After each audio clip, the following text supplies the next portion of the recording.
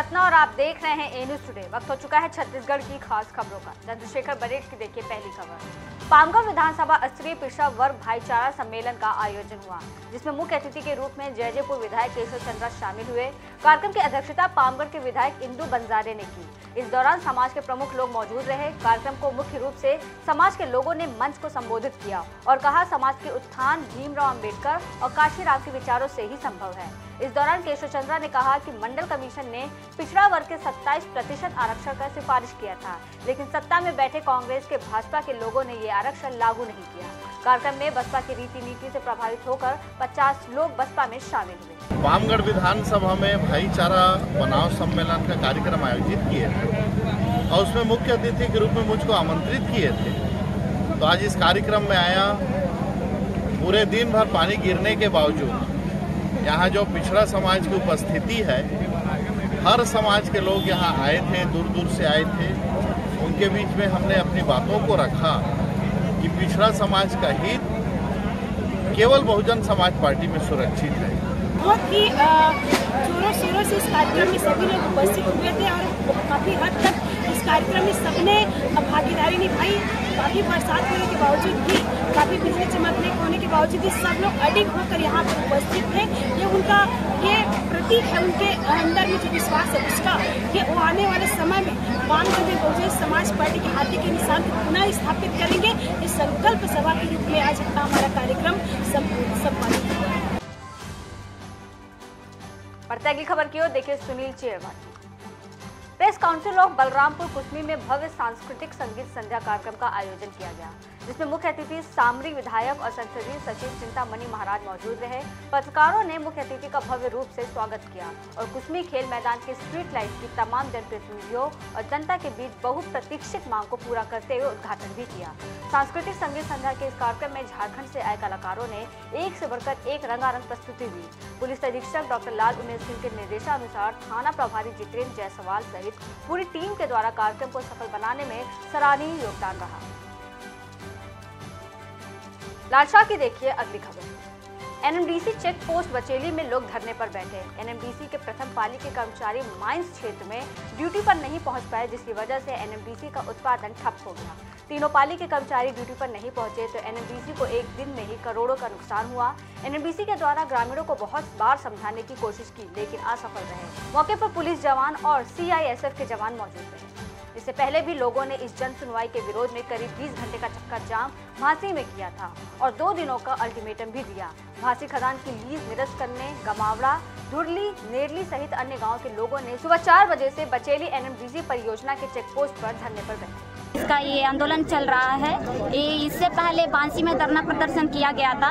वहाँ 2 दिन का क्या टाइम दिया गया था, लेकिन वहाँ की जो सुनवाई वो नहीं मिली हमको, तो 2 दिन का समय मांगा गया था, नहीं मिला। इसके कारण से आज 9 दिन के बाद फिर बचेली में धरना प्रदर्शन किया जा रहा है। जो डिपॉजिट चार्ज को लेके जो कंपनी अपने पहाड़ी में मतलब कि खोलना है, उसको हम मतलब कि अपने तरफ से जन सुनवाई को रद्द करना चाहते हैं। अगर ये जो कंपनी खोली जाती है हमारे पहाड़ियों पर, देखिए वहाँ पर कितने सारे यानी जड़ी बूटियों से भरी हुई है हमारी पहाड़ी, और मतलब अगर हम लोग वहाँ परमिशन दे भी देते हैं तो कई ज़्यादा अपने जो आसपास के गांव संपर्क में आ सकते हैं, उससे कहीं ज़्यादा यानी प्रदूषण फैल सकता है। और अपनी जो पहाड़ी की जो मतलब कि आसपास के जितने गांव है वहाँ पर यानी वहाँ के आधे से ज़्यादा जीव जंतु नष्ट हो जाएंगे, पेड़ पौधे नष्ट हो जाएंगे। मैं अपना जल जंगल जमीन की लड़ाई के लिए आई हूँ।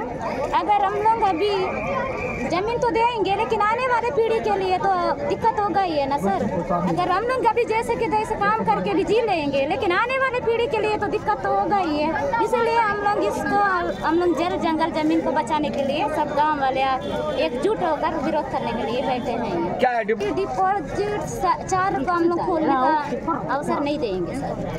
हम चाहते हैं, हम तो कहते हैं यहाँ कार्यालय खुलना चाहिए बस्तर में। तो फिर विरोध किस चीज का है सर? फिर सरकार लेट क्यों कर रही है सर? इस पे सरकार को करना फैसला है ना, तो कर नहीं रही है। हम तो एनएमडीसी की खदान दिया गया है, जो अडानी की जो खदान उसको एमडीओ दिया गया है, उसी निरस्त करने के लिए कितने बार एनएमडीसी को पत्र लिखा है, भारत सरकार को पत्र लिखा है, लेकिन अभी भी वो उसको निरस्त नहीं कर रहे हैं। एनएमडीसी खुद सबसे बड़ा लौह अयस्क उत्पादक है, उसके बाद एमडीओ करने की क्या जरूरत है? वो खुद खोदे, न बस्तर के लोग विरोध कर रहे हैं, न दंतेवाड़ा के लोग विरोध कर रहे हैं, बल्कि अब ये है कि यदि निजी हाथों में दिया जाएगा तो उसका विरोध बस्तर के लोग कर रहे हैं। अभी नगर नायर जो स्टील प्लांट है उसको निजी हाथों में बेचने का षड्यंत्र चला है, उसका भी विरोध कर रहे हैं। हम तो विधानसभा में पारित किए हैं, हमको दे दे हम चलाएंगे, लेकिन हकधर्मिता अपने मित्रों को देना है, चाहे खदान हो चाहे प्लांट हो। बढ़ते अगली खबर की ओर देखिए लाल शाह की। भारतीय जनता पार्टी की परिवर्तन यात्रा दंतेवाड़ा से लगातार चलते हुए महासमुंद पहुंची। यात्रा का आतिशबाजी के साथ जमकर स्वागत किया गया। ये यात्रा महासमुंद से बागबाहरा होते हुए बसना विधानसभा के पिथौरा पहुंची, जिसके बाद प्रेस वार्ता को संबोधित किया गया, जिसमें मुख्य रूप से यात्रा के प्रभारी अरुण साव के साथ शिवरतन शर्मा, गौरी शंकर अग्रवाल समेत अन्य लोग मौजूद रहे। प्रेस वार्ता के दौरान अरुण साव ने भूपेश सरकार को आड़े हाथों लेते हुए कहा कि इस बार छत्तीसगढ़ में भारतीय जनता पार्टी पूरी बहुमत के साथ सरकार बनाने जा रही है। जिस बड़े बड़े वायदे को करके भारी बहुमत से कांग्रेस पार्टी की सरकार है, और इन पौने 5 सालों में भूपेश बघेल की सरकार ने जो किया वो आप सबके सामने है। एक भी वादा जन घोषणा पत्र का पूरा नहीं हुआ है। हर वर्ग को ठगने का काम, धोखा देने का काम हुआ है। सरकार की योजनाएं आपको होर्डिंग में और विज्ञापन में दिखता है, धरातल में कुछ भी नहीं है। ये छत्तीसगढ़ को बदहाल करके रखा है भूपेश बघेल की सरकार ने, और इसलिए छत्तीसगढ़ की खुशहाली, छत्तीसगढ़ की तरक्की के लिए परिवर्तन की आवश्यकता है, और इसलिए ये परिवर्तन यात्रा है। परिवर्तन यात्रा को जनता का भरपूर आशीर्वाद, अपार जन समर्थन मिल रहा है।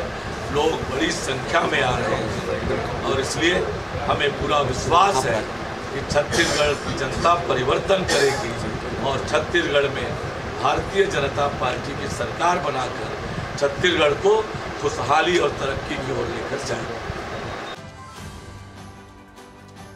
आवास न्याय योजना का विरोध भाजपा की गरीब विरोधी सोच को उजागर करता है। प्रदेश कांग्रेस अध्यक्ष और सांसद दीपक बैज ने कहा कि भाजपा की केंद्र सरकार ने छत्तीसगढ़ के 7 लाख आवासहीनों को रोक रखा है, उनको स्वीकृति नहीं दी जा रही थी। भाजपा की उसी गरीब विरोधी सोच के कारण भूपेश सरकार ने आवास न्याय योजना शुरू किया। मुख्यमंत्री ने प्रधानमंत्री से बार बार आग्रह किया कि छत्तीसगढ़ के लोगों के आवास की स्वीकृति की जाए, लेकिन प्रधानमंत्री ने छत्तीसगढ़ के लोगों की मांग को नहीं माना। तब मुख्यमंत्री भूपेश बघेल ने अपने दम पर गरीबों के लिए योजना शुरू किया। उन्होंने आगे कहा कि इस योजना में 2011 की सर्वे सूची के अलावा 47,000 नए लोगों को भी आर्थिक गणना करवा कर जोड़ा गया। कांग्रेस नेता राहुल गांधी के हाथों आवास न्याय योजना की 1000 करोड़ की पहली किस्त 7 लाख आवासहीनों के खातों में पहुंची। बढ़ते अगली खबर की ओर देखें रायपुर से। किसान नेता राकेश टिकैत ने कहा कि भारत सरकार की अगर पॉलिसी ठीक होगी तो सारे देश के किसान खुश रहेंगे। अनाज के लिए एमएसपी गारंटी कानून होगा तो पूरे देश का बिकेगा, और जब दिल्ली ही ठीक नहीं है तो जगदलपुर का किसान कैसे ठीक रहेगा। जो लोग विपक्ष में रहते हैं उन्हें मजबूती से अपना काम करना चाहिए, और जो राजनीति में आ गए हैं या तो वो सत्ता की कुर्सी पर बैठे हैं, और जो कुर्सी पर नहीं बैठे हैं तो बाहर वाले निगाह रखे हुए हैं। दोनों मजबूत होना चाहिए। भाई चुनाव आ रहा तो चुनाव में ही दे दे, जब मिल जाए जब भी ठीक। अब कुछ न कुछ तो होगा। चुनाव आ रहा तो कंपटीशन में ही ठीक। हमने ये कहा सारी सरकारों को कि आप गांव गरीब आदिवासी का चेहरा बनो, नौजवान का चेहरा बनो। जो सबसे ज़्यादा काम कर लगा भाई हम भी देख लेंगे, लेकिन काम करो पहले। कंपटीशन तो होना चाहिए। पढ़ाई में कंपटीशन है तो पॉलिटिक्स में क्यों कंपटीशन ना हो। पॉलिटिक्स में भी कंपटीशन होना चाहिए, और जो लोग विपक्ष में रहते हैं उनको भी मजबूती से अपना काम करना चाहिए। जो राजनीति में लोग आगे या तो सत्ता की कुर्सी पर बैठे, अगर कुर्सी पर नहीं बैठे तो बाहर वाले की निगाह रखे कुर्सी की कि ये क्या कर रहा है। बढ़ते अगली खबर की ओर देखें लाल शाह। प्रदेश कांग्रेस कमेटी के आह्वान पर तख्तपुर विधानसभा के परसदा में आवास न्याय सम्मेलन किया गया, जिसमें मुख्य अतिथि के रूप में जन नेता राहुल गांधी मौजूद रहे। आवास न्याय योजना के तहत 1,30,000 हितग्राहियों के खाते में पहली किस्त सीधे उनके खाते में ट्रांसफर किया गया। इस दौरान 2,594 चयनित शिक्षकों को नियुक्ति पत्र वितरण किया गया। प्रधानमंत्री सड़क योजना और सामुदायिक भवन समेत विकास कार्यों की भी सौगात दी गई। इसमें मुख्यमंत्री भूपेश बघेल सहित सभी मंत्री और सैकड़ों की संख्या में कार्यकर्ता मौजूद रहे। संसदीय सचिव रेशम जैन ने 8 ग्राम पंचायत में 6 करोड़ 18 लाख से अधिक के नल जल योजना का भूमि पूजन किया। उन्होंने कहा कि भूपेश बघेल की संवेदनशील सरकार की नीतियों के कारण अब सुदूरवर्ती वनांचल में भी मिलेगा हर घर में शुद्ध पेयजल। उन्होंने कहा कि हमारी सरकार के आने के बाद इस वनांचल क्षेत्र के विकास का जो कार्य आरंभ किया गया था, उसके परिणाम स्वरूप आज इस क्षेत्र में सड़क, बिजली, शुद्ध पेयजल और शिक्षण संस्थान जैसी मूलभूत सुविधाएं पहुंची।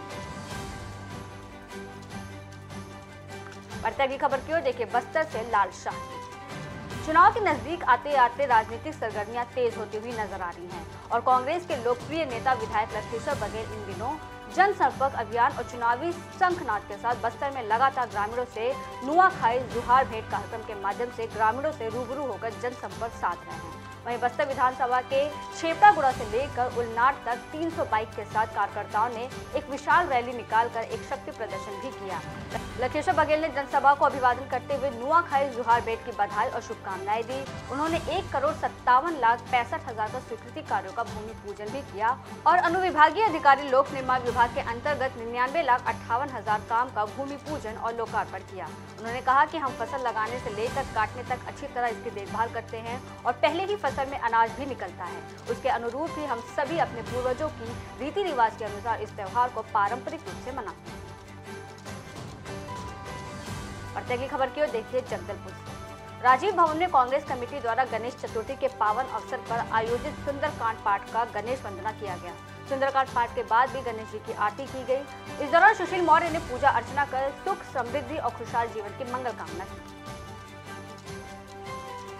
मुख्यमंत्री भूपेश बघेल की अध्यक्षता में मंत्री परिषद की बैठक हुई। वीडियो कॉन्फ्रेंसिंग के जरिए करेंगे चिटफंड निवेशकों को राशि का अंतरण, विभिन्न जिलों में विकास कार्यों का करेंगे लोकार्पण और भूमि पूजन। फिलहाल के लिए इतना ही। देश और दुनिया की तमाम बड़ी खबरों के लिए बने रहिए ए न्यूज़ के साथ।